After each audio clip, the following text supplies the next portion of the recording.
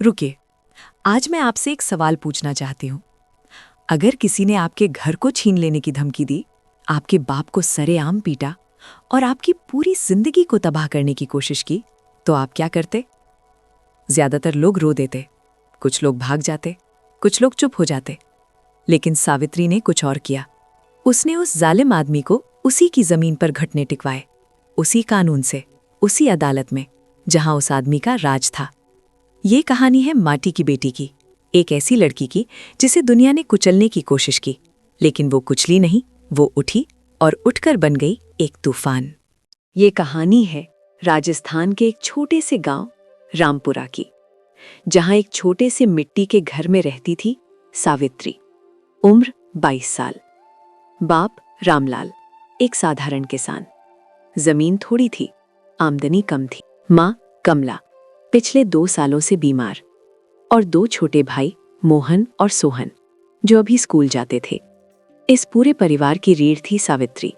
सुबह 4 बजे उठती थी, खेत में बाप के साथ काम करती थी, माँ की दवाई का इंतजाम करती थी, भाइयों की पढ़ाई का खर्च उठाती थी और रात को एक छोटे से दिए की रोशनी में खुद भी पढ़ती थी। गांव की औरतें कहती थी, ये लड़की पागल है, इतना काम करती है फिर भी पढ़ती है। लेकिन सावित्री जानती थी कि उसके सपने उसकी मेहनत से बड़े हैं। लेकिन रामपुरा गांव में एक काला साया था, रघुवीर सिंह, गांव का सबसे बड़ा जमींदार, जिसके पास पैसा था, जमीन थी और ताकत थी। पुलिस उसकी मुट्ठी में थी, नेता उसके दरवाजे पर आते थे और गांव के लोग उसका नाम सुनकर कांप जाते थे। रघुवीर सिंह की नज़र थी रामलाल के उन 5 बीघा खेतों पर। वो जमीन उसे चाहिए थी एक फैक्ट्री बनाने के लिए, और रघुवीर सिंह को जो चीज़ चाहिए होती थी वो उसे मिलती थी, किसी न किसी तरह। एक दिन उसके 3 गुंडे रामलाल के दरवाजे पर आए। पहले गुंडे ने कहा, ए बुढ़े, रघुवीर सरकार ने कहा है जमीन के कागज साइन कर दे, 5 लाख मिलेंगे और चुपचाप गांव छोड़ दे। रामलाल ने हाथ जोड़कर कहा, भैया, ये हमारे बाप दादा की जमीन है, 3 पुश्तों से हम इसी पर जीते हैं, हम नहीं छोड़ सकते। गुंडा हंसा, बुढ़े, ये बात रघुवीर सरकार से मत करना, वरना बहुत बुरा होगा। और वो चले गए। सावित्री दूर से ये सब देख रही थी। आंखों में गुस्सा था, डर था और एक अजीब सी बेचैनी थी। 3 दिन बाद रघुवीर सिंह खुद आया। उसने रामलाल को देखा और ठंडी आवाज में कहा, रामलाल, मैं एक बारी कहता हूं, ये जमीन मुझे चाहिए। अपनी मर्जी से दे दे तो ठीक है, नहीं तो तेरी बेटी को भी पता चल जाएगा कि रघुवीर सिंह का गुस्सा कैसा होता है। रामलाल को धक्का दिया। रामलाल गिर पड़े। सावित्री आगे आई, कांपती आवाज में बोली, ये ठीक नहीं है, हमारी जमीन पर आपका कोई हक नहीं। रघुवीर सिंह ने उसे देखा, फिर जोर से हंसा, किसान की बेटी मुझे हक की बात सिखाएगी? सुन लड़की, ज़्यादा बोली तो तेरे बाप को इस गांव से उठवा दूंगा। उसके गुंडों ने रामलाल को बुरी तरह मारा। सावित्री रोते हुए देखती रही, कुछ कर नहीं सकती थी, बस देख सकती थी। उस दिन सावित्री ने पहली बार जाना कि ताकत के बिना इंसान कितना बेबस होता है। रामलाल को अस्पताल ले जाया गया। पसलियां टूटी थीं, हाथ पर चोट थी। सावित्री थाने गई शिकायत करने, लेकिन पुलिस वाले ने उबाऊ आवाज में कहा, देखो बेटी, रघुवीर सिंह बड़े आदमी है, तुम लोग जमीन दे दो और चैन से रहो। सावित्री थाने से बाहर निकली। रात का अंधेरा था, वो अकेली थी। अस्पताल के बाहर खड़ी होकर उसने आसमान की तरफ देखा और धीरे से कहा, भगवान, मैंने कभी तुझसे कुछ नहीं मांगा, लेकिन आज मांग रही हूं, मुझे रास्ता दिखा, मुझे ताकत दे, मैं इस अन्याय को यहां नहीं छोड़ूंगी। उस रात सावित्री ने एक फैसला किया, एक ऐसा फैसला जो उसकी पूरी जिंदगी बदल देगा। अगली सुबह सावित्री अस्पताल पहुंची। रामलाल बिस्तर पर थे। सावित्री ने कहा, बाबा, मैं शहर जा रही हूं। रामलाल चौंके, क्या बेटा, अकेली? नहीं, सावित्री बोली, बाबा सुनिए, यहां रहकर कुछ नहीं होगा।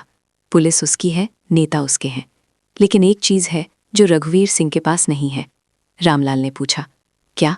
सावित्री ने कहा, कानून, सच्चा कानून। मैं शहर जाऊंगी, पढ़ूंगी, वकील बनूंगी और एक दिन उसी कानून से रघुवीर सिंह को घुटने टिकवाऊंगी। रामलाल की आंखें भर आईं। उन्होंने कांपते हाथों से बेटी का हाथ थामा और बोले, माटी की बेटी हो तुम, माटी कभी झुकती नहीं। सावित्री ने बाप के पैर छुए, बैग उठाया और चल दी। गांव पीछे छूटता गया, सपना आगे था। दिल्ली, जहां हर रोज लाखों सपने आते हैं, कुछ पूरे होते हैं, ज्यादातर टूट जाते हैं। सावित्री के पास था 5,000 रुपए, एक छोटा बैग और एक अटूट इरादा। एक छोटी सी दुकान में नौकरी मिली, सुबह 8 से शाम 7 बजे तक। तनख्वाह 4,000 रुपए, किराया 2,000, बाकी बचे 2,000 खाने के लिए, किताबों के लिए और घर भेजने के लिए। कई बार दोपहर का खाना नसीब नहीं हुआ, कई रातें भूखे पेट गुजरी। सर्दी की रातों में एक पतले कंबल में सिकुड़कर पढ़ती रही, लेकिन रुकी नहीं। रात को जब नींद आती तो खुद से कहती, थकान तो लगेगी, लेकिन रुकना नहीं है। 2 साल की मेहनत के बाद लॉ कॉलेज में दाखिला मिला, स्कॉलरशिप भी मिली। उस दिन सावित्री ने पहली बार रोई, खुशी के आंसू। और फिर शुरू हुई असली तपस्या, 3 साल की। हर एग्जाम में टॉप करना, हर केस में सबसे आगे रहना, क्योंकि सावित्री को पता था उसे सिर्फ वकील नहीं बनना था, उसे जीतना था। 5 साल बाद एडवोकेट सावित्री देवी, शहर के सबसे होनहार नए वकीलों में से एक, जिसने पढ़ाई में गोल्ड मेडल हासिल किया था। लेकिन ग्रेजुएशन की रात, जब बाकी सब सेलिब्रेट कर रहे थे, सावित्री अपने उस छोटे कमरे में अकेली बैठी थी। हाथ में एक पुरानी तस्वीर थी, बाबा के साथ उन खेतों की। उसने तस्वीर को देखा और धीरे से कहा, बाबा, आपकी बेटी तैयार है, अब वक्त आ गया है। अगले दिन सुबह एक काली गाड़ी रामपुरा गांव की तरफ चली। जब सावित्री की गाड़ी गांव में घुसी तो लोग हैरान रह गए। एक बूढ़ी औरत बोली, अरे ये तो सावित्री है, रामलाल की बेटी। दूसरी बोली, वकील बन गई, सच में? और दरवाजे पर खड़े थे रामलाल। सावित्री को देखकर उनकी आंखें भर आईं। सावित्री दौड़कर बाप से लिपट गई। दोनों चुप थे, लेकिन उस चुप्पी में सब कुछ था। सावित्री ने रघुवीर सिंह के खिलाफ केस फाइल किया।